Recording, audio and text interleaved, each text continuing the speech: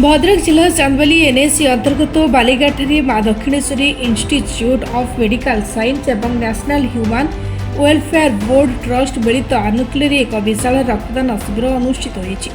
इंस्टीट्यूटर chairman doctor Alok Kumar Kar, director Dwarikanath Das, समाजसेवी Prafulla Sahu, Sharada Prasad Mahapatra, doctor Saubhagya Pattnaik प्रमुख उपस्थित रही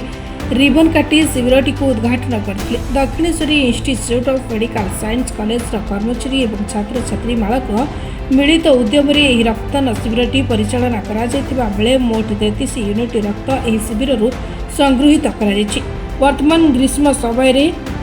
थैलासेमिया रोगी मानू रक्तर बेस आवश्यकता रही है। रक्त अभाव जमी कहार भी जीवन न जाऊ एमती किसी महत् उद्देश्य रखी ए शिविर आयोजन प्रकाश कर चेयरमैन डॉक्टर आलोक कुमार कर। आमे आजिकर मोर जो बंधु अच्छा शारदा बाबू से एक्चुअली आमर जो ग्रुप अच्छी थैलेसेमिया जो आमर प्रत्येक वर्ष जो थैलेसेमिया रोगी मैंने बहुत परिमाण मरी जाऊँ खरा दिन प्रचुर परिमाण ब्लड आवश्यकता पड़े एवं आम ओडिशा रे अप्रोक्सीमेटली 5-4.5 कोटी लोक मान भितर आम बहुत लोक मैक्सिमम आम धरी चले बहुत अच्छा लोक जो मैंने अच्छा थैलेसेमिया रे पीड़ित अच्छा तेणु से खरा दिन में बहुत आवश्यकता पड़े ब्लड रो किंतु आम मान भितर जे ब्लड दबा गोटे डर एवं एथिपाई आमे ब्लड दबा पाई आगु को आसवा को टिके भयभीत करती किंतु एई जो ट्रस्ट अच्छी शारदा बाबूंकर से तांकर एनकरेज करे लोक मान भितर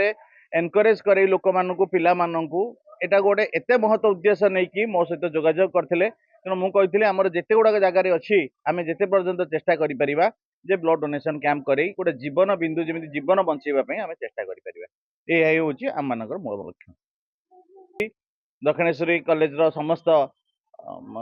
छात्र छात्री एवं कर्मचारी समस्त धन्यवाद देवी एवं तांको सहित आमको जी एसोसिएट करिसेंती गवर्नमेंट रो हमर